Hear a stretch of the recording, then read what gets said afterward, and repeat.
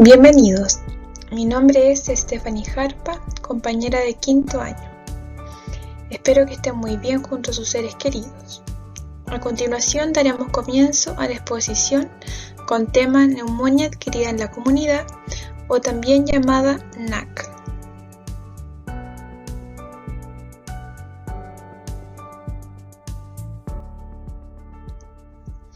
La hoja de ruta de la exposición es la siguiente. Comenzaremos con la definición, la epidemiología, fisiopatología, diagnóstico, evaluación clínica, radiológica, exámenes de laboratorio, índices de gravedad que se utilizan, variables de hospitalización, el tratamiento y la prevención. La neumonía, adquirida en la comunidad, es la infección respiratoria aguda que compromete el parénquima pulmonar ocasionada por microorganismos adquiridos fuera del ambiente hospitalario, correspondientes a un proceso incubado en el ambiente comunitario. En cuanto a la epidemiología, las enfermedades respiratorias constituyen la tercera causa de muerte de la población chilena, siendo solo superadas por las enfermedades del aparato circulatorio y los tumores malignos.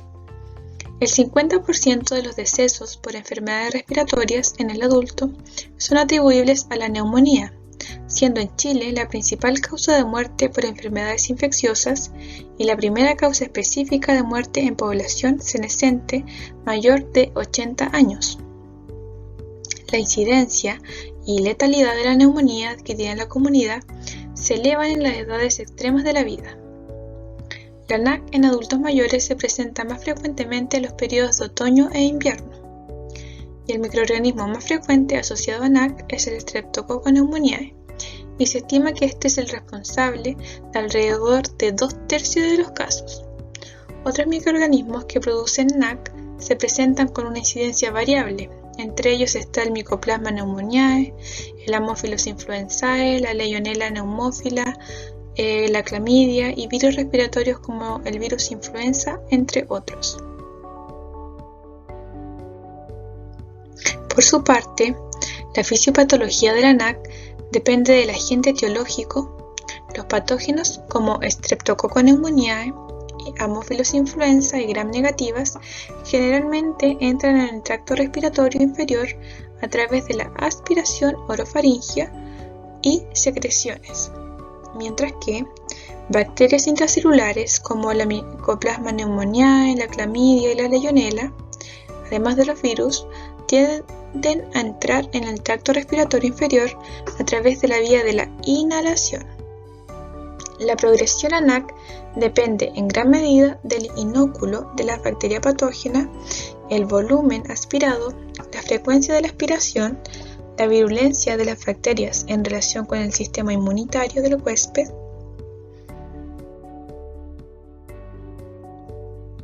el diagnóstico del NAC es fundamentalmente clínico.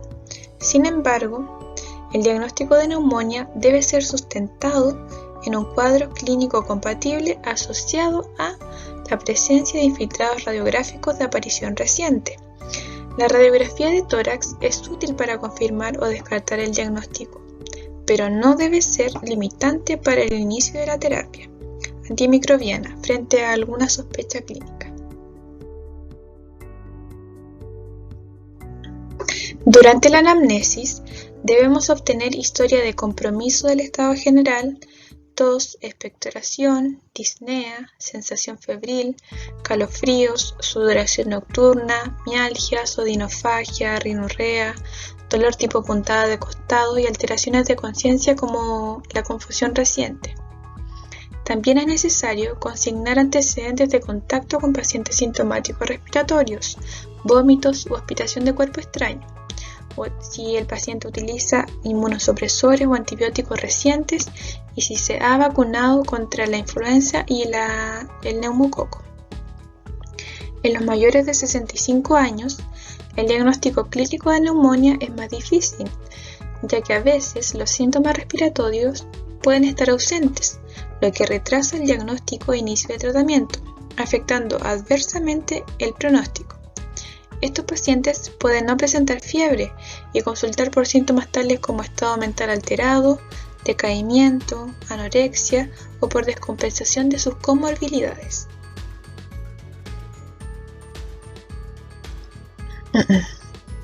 Al examen físico encontramos al menos un síntoma o signo de compromiso sistémico, como puede ser la fiebre, la sudoración, el escalofrío, frecuencia cardíaca más de 100 por minuto, acompañado todo esto de síntomas de infección respiratoria baja, como son la tos, la expectoración y al menos otro síntoma o signo como dolor torácico, taquipnea, ausencia localizada del murmullo pulmonar, crepitaciones localizadas, alteraciones sensoriales y descompensación de patologías crónicas.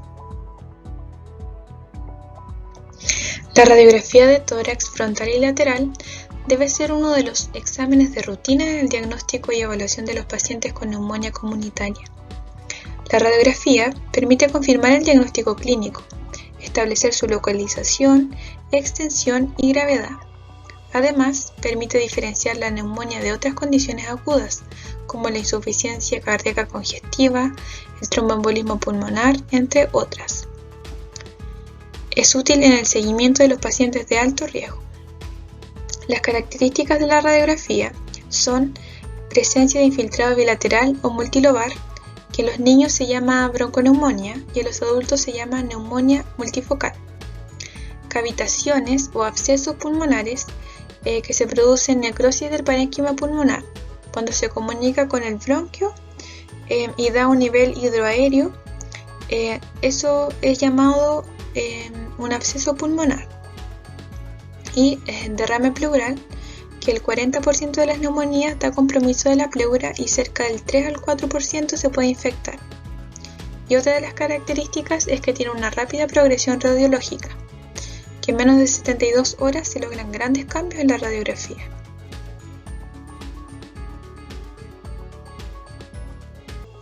A continuación, ustedes deberán observar las siguientes radiografías que les presentaré y nombrar qué alteraciones se observan. Les daré unos segundos para que lo piensen. Ya veamos con la primera.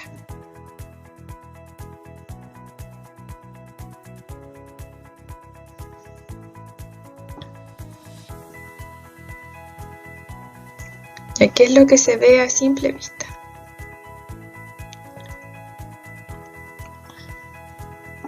Bueno, la respuesta es infiltrado bilateral. La primera radiografía de tórax muestra un infiltrado basal bilateral con afectación alveolar que es propio de una neumonía grave. Vamos con la segunda radiografía. ¿Qué es lo que se observa a simple vista?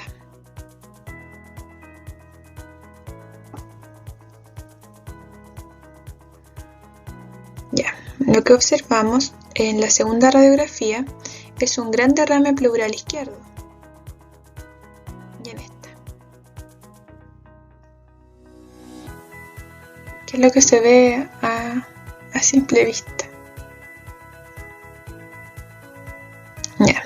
Y en la última radiografía se muestra una imagen de una gran cavitación pulmonar basal izquierda compatible con el diagnóstico de absceso pulmonar, que es una complicación de la neumonía. Los exámenes de laboratorio que se deben solicitar son hemograma, VHS, urea o nitrógeno ureico y glicemia. Y las alteraciones que podemos encontrar en ellas son anemia con un hematocrito de menos de 30 o una hemoglobina de menos de 9, leucocitosis con más de 30.000 blancos o leucopenia con menos de 4.000, hipoxemia con una PO2 menos de 60, una BUN más de 20 y VHS y glicemia alterada. Ya. El índice de gravedad que se utiliza es el CURB-65. Aquí se debe asignar un punto de acuerdo a la presencia de alguna de las siguientes condiciones clínicas. Cada letra del CURB-65 significa algo.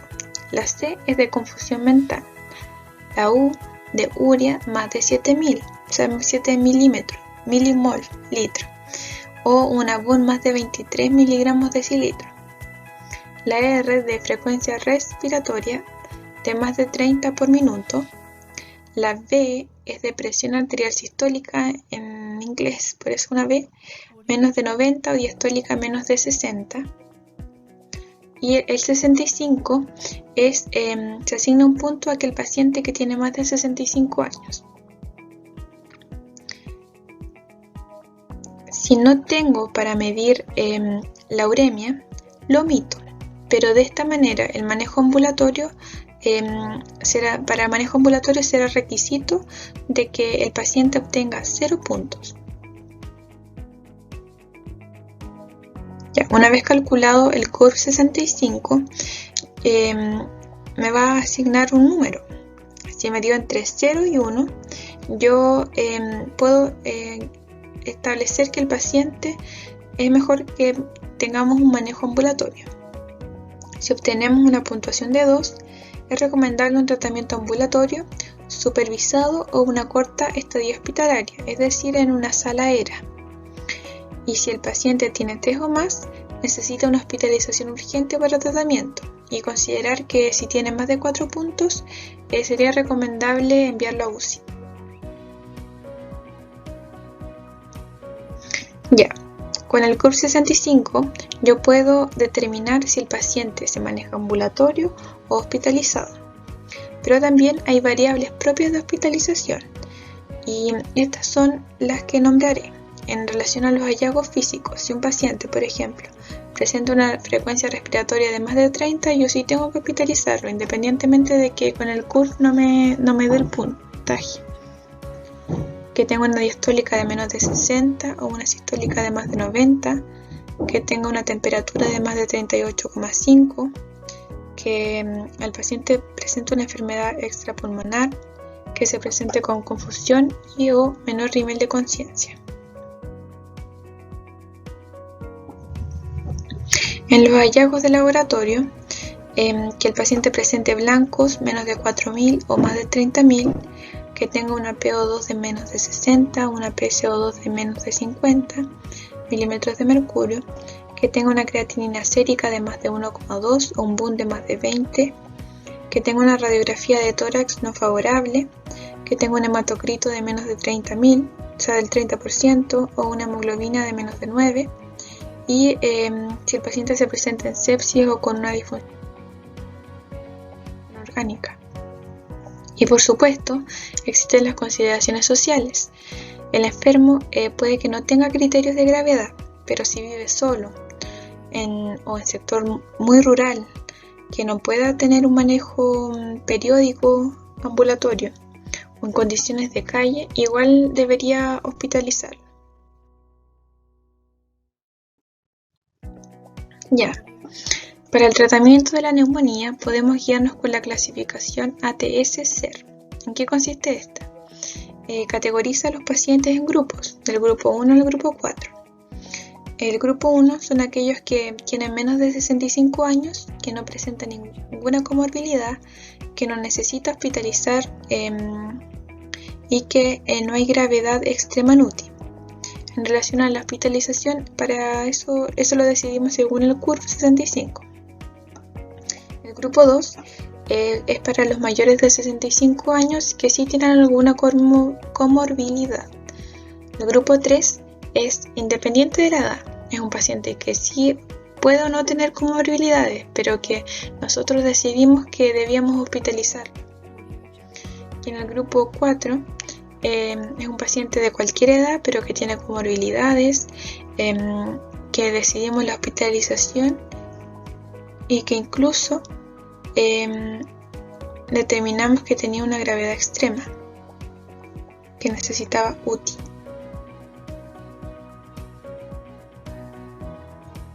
Ya para el tratamiento, nosotros vamos a clasificar a nuestro paciente en grupos del 1, 2, 3 y 4. El tratamiento del grupo 1 es amoxicilina, 1 gramo vía oral cada 8 por 7 días. Pero está la alternativa, que son los macrólidos como la eritromicina, la clarito y la acitromicina. La alternativa es para los alérgicos a la penicilina, por ejemplo. En el grupo número 2, su tratamiento consiste en amoxicilina más un inhibidor de la beta-lactamasa o una cefalosporina de segunda generación. Y la alternativa son macrólidos como la eritromicina, la cloritro y la citro, igual que la anterior. En el grupo 3 ya son pacientes que requieren una hospitalización. Entonces, su tratamiento consistirá en ceftriaxona de 1 a 2 gramos endovenoso cada 24 horas o cefotaxima 1 gramo cada 8 horas. Si se sospecha de un germen atípico, podremos utilizar eritromicina, cloritro o acitro. La duración de la terapia es de 10 a 14 días.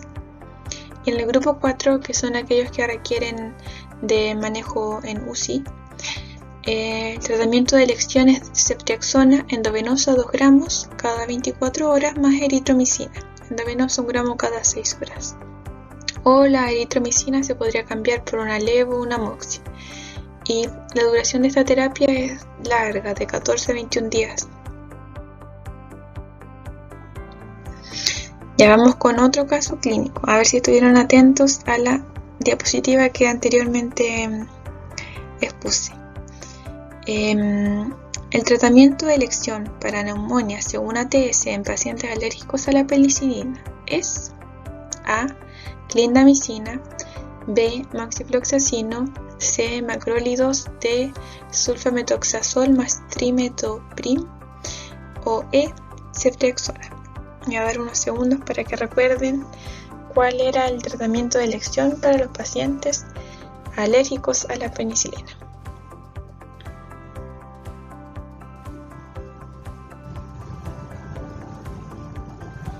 Ya, la alternativa correcta es macrólidos.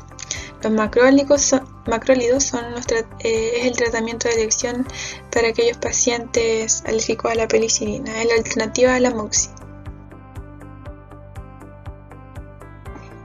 Ya, en cuanto a la prevención, las medidas de prevención de la neumonía son la vacuna antineumocócica, que es una vacuna antineumocócica polivalente que está disponible desde 1983, incluye 23 cepas de Streptococcus pneumoniae, cubriendo cerca del 90% de las cepas que ocasionan enfermedad neumocócica invasora en sujetos inmunocompetentes mayores de 5 años. La vacuna confiere protección contra la enfermedad neumocócica invasora. También está la vacuna antiinfluenza. La vacuna antiinfluenza es una vacuna polivalente de virus inactivado, altamente purificada, que incluye habitualmente 2 cepas, la influenza tipo A y una influenza B, seleccionadas de acuerdo al perfil epidemiológico del año respectivo. Debido al cambio antigénico que se produce cada año, es necesario modificar la composición de la vacuna. La eficacia depende de múltiples factores, entre ellos la coincidencia del virus presente en la comunidad con el incluido en la vacuna de ese año, y también los factores ambientales y factores del huésped. En cuanto a las acciones comunitarias, hace referencia a las campañas de información en salud, como evitar el hacinamiento, las campañas contra el alcoholismo, tabaquismo, programas de vacunación, manejo de contaminación ambiental. Y las acciones en el huésped hacen énfasis en el consejo nutricional, el control de las enfermedades crónicas, el tratamiento del tabaquismo y el alcoholismo y la vacunación de la población.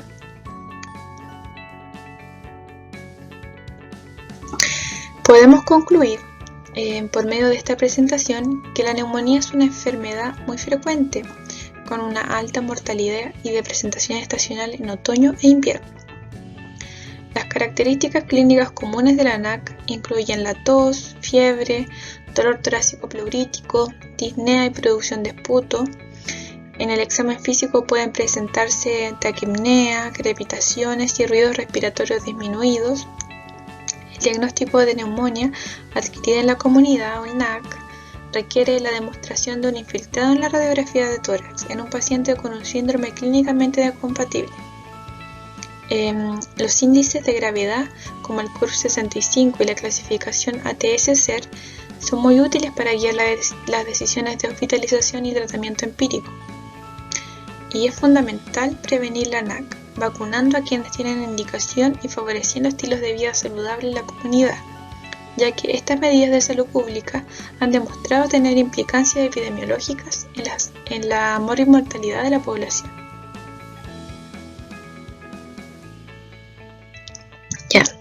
Para finalizar esta presentación, vamos a desarrollar 4 casos clínicos más. Yo se los voy a ir leyendo y ahí vamos respondiendo. Este es un paciente de 68 años sin antecedentes de importancia que consulta por un cuadro de tos con expectoración mucopurulenta, asociado a fiebre hasta 39 grados Celsius y malestar. Al examen se aprecian buenas condiciones generales, con una frecuencia cardíaca de 90 por minuto, una presión arterial de 110,60, una frecuencia respiratoria de 18 respiraciones por minuto, temperatura de 38, saturación de oxígeno de 95, FiO2 ambiental. La auscultación pulmonar muestra crépitos en la base derecha. Se solicita una radiografía de tórax que muestra una zona de condensación en el lóbulo inferior derecho. El tratamiento de elección sería en este paciente: A. Amoxicilina, B. Claritromicina, C. Ceftriaxona, D. Amoxicilina más ácido clavulánico o E. que es clindamicina. Vamos a dar unos segundos para que piensen cuál es la alternativa correcta.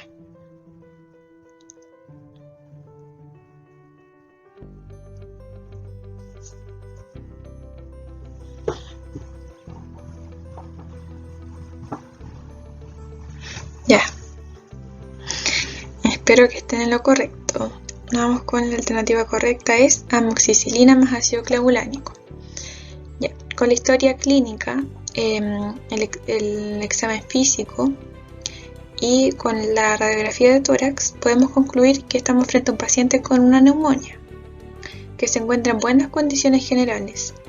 Si nosotros desarrollamos el CUR 65, nuestro paciente, con los datos que tenemos aquí, solo obtendría el punto de que es mayor de 65 años.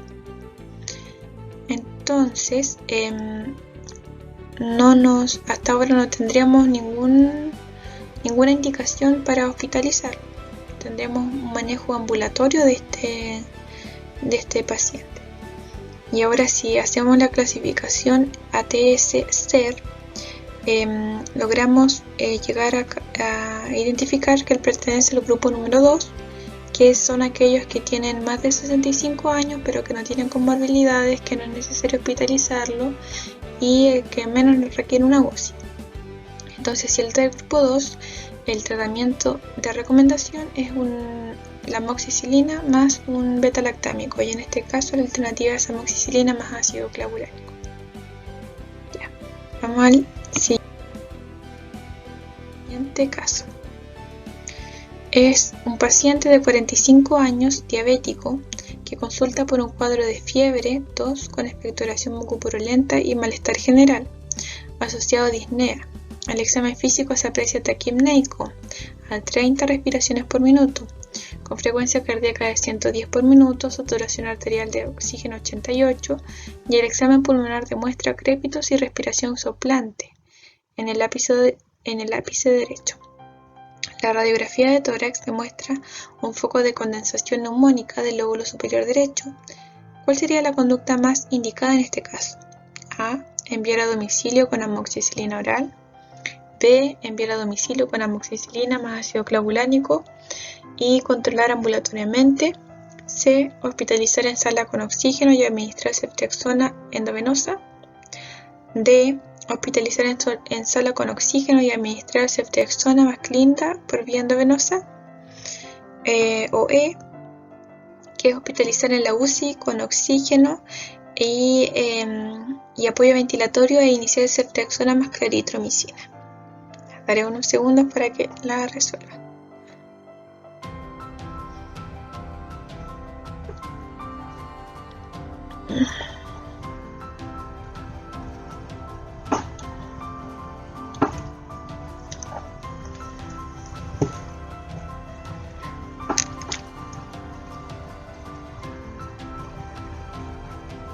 Ya. Vamos a ver cuál es la alternativa correcta. Hospitalizar en sala con oxígeno y administrar ceftriaxona endovenosa. Esa es nuestra respuesta correcta. ¿Por qué? bueno, estamos frente también a un caso de neumonía, pero que no está en tan buenas condiciones. Lo que más nos llama la atención es que tiene una taquipnea de más de 30 respiraciones por minuto. Y si recordamos la clase, ese era uno de los criterios de hospitalización independiente del CUR. Entonces este paciente sí o sí se hospitaliza. No sería ni la A ni la B. Ahora tenemos que clasificar a nuestro paciente en relación a qué grupo pertenece. Entonces él tiene, independiente de la edad, no tiene más de 65 años. Entonces podría ser cualquier grupo. Pero él tiene una comorbilidad que es diabetes y lo vamos a manejar hospitalizado.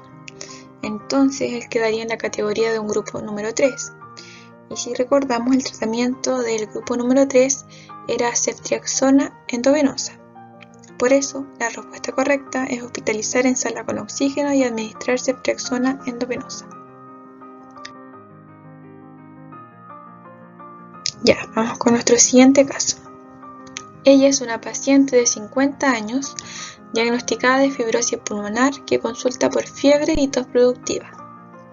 Al examen físico se encuentra en buenas condiciones generales, con pulso de 87, regular, presión arterial de 120,80, una frecuencia respiratoria de 17 por minuto, temperatura axilar de 38,5 y saturación arterial de oxígeno de 94. Al examen pulmonar se ocultan crépitos bilaterales.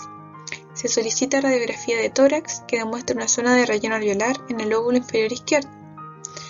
La conducta más adecuada en este caso sería: A. Indicar amoxicilina oral. B. Iniciar amoxicilina más ácido clavulánico oral y controlar de forma ambulatoria. C. Hospitalizar e iniciar ceftriaxona endovenosa.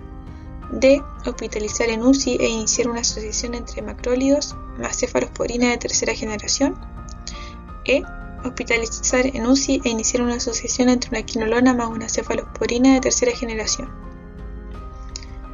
Ya vamos a ver cuál es la respuesta correcta.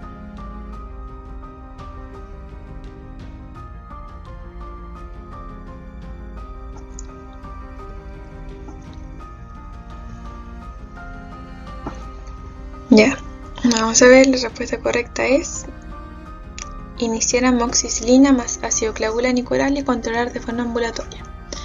¿Por qué?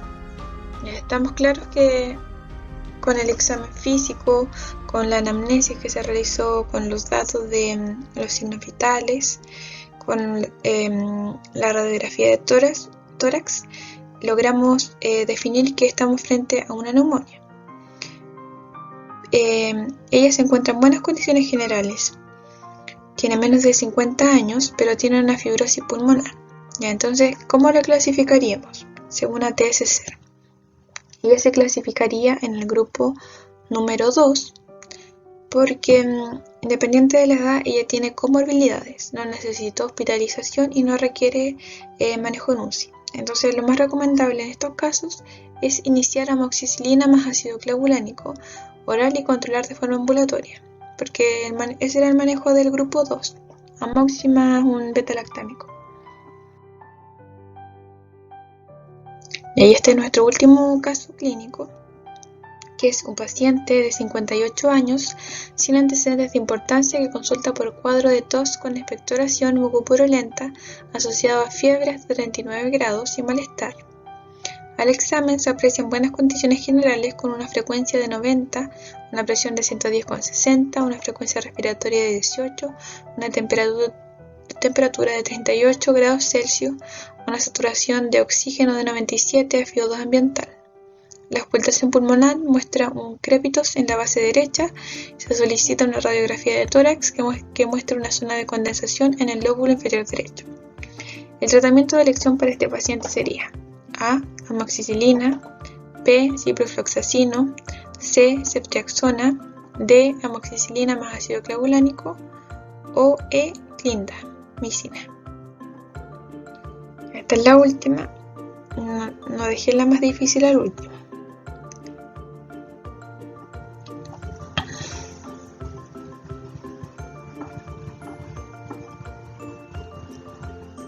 Ya, entonces la respuesta correcta para este caso clínico sería amoxicilina. ¿Por qué? Ya, también estamos frente a un caso de neumonía, que es el tema de hoy, además. Y tenemos que definir si lo hospitalizamos o lo manejamos ambulatoriamente. En este caso no tiene ningún criterio de hospitalización, porque con los datos que tenemos aquí no tendría ningún punto en el PUR, y tampoco hay algún dato del examen o del examen físico o de la anamnesis que me hagan indicar una hospitalización por alguna variable alterada. Entonces, si no tiene comorbilidades, no lo hospitalicé, tiene menos de 65 años, no requiere manejo en UCI, él pertenece al grupo número 1. Y el tratamiento de aquellos pacientes que pertenecen al grupo número 1 es amoxicilina.